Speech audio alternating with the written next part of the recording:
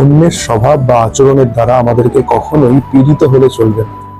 আমাদেরকে এমন একটা চরিত্র তৈরি করতে হবে যাতে আমরা কারোর পীড়া বা কষ্টের কারণ না হই। আবার কারোর আচরণ বা স্বভাব যেন আমাদেরকে কষ্ট না দেয়।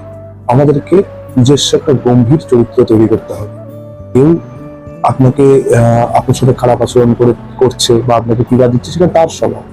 আপনি আপনার নিজের জায়গাটাকে ঠিক রাখুন, নিজের এমন একটা চরিত্র তৈরি করুন যাতে আপনার দ্বারা কেউ যাতে কোনোভাবে পীড়িত বা অসম্মানিত না হয়, এবং আপনাকেও যেন কারোর কোনো কথা প্রভাব ফেলতে না পারে। এই যে মনের সব অবস্থা, এটা তখনই অর্জন হবে যখন আপনি প্রতিনিয়ত প্রতিক্ষণ ঈশ্বরের নাম স্মরণ অর্থাৎ নাম জপ করবেন।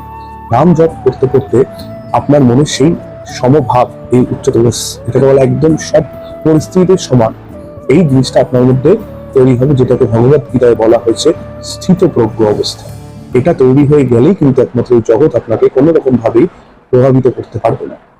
আপনি নিজস্ব একটা গম্ভীর সুদৃঢ় চরিত্র রাখুন, এবং যা আপনি নিজে করছেন, আপনার সমস্ত সৎকর্ম বা আপনি যা যা ধর্মমূলক আচরণ করছেন, সবকিছু ভগবানের পায়ে সমর্পণ করে দিন যে হে প্রভু, সে আমার প্রতি এই অন্যায় করেছে, কিন্তু আমি তার প্রতি কোনো রকম কোনো অসম্মান বা অবজ্ঞ আচরণ করিনি। আমি আমি আমি আমার মতন করেই দূরে সরে গেছি। আমি আমার চরিত্রের জায়গাকে আমি ঠিক রেখেছি। এবার বাকি তোমার চরণে সমর্পণ করলাম। তুমি কি করবে তুমি দেখে নাও। যদি এটা করতে পারেন, একদম সঠিকভাবে যদি করতে পারেন, তাহলে প্রভু সাংঘাতিকভাবে হিসাব নেয়, এবং প্রভু যখন হিসাব নেবে তখন মনে হবে যে যেটা আপনি করলেন বা যেটা আপনি মেনটেন করে আসছেন সেটা সবচেয়ে বেস্ট উপায়।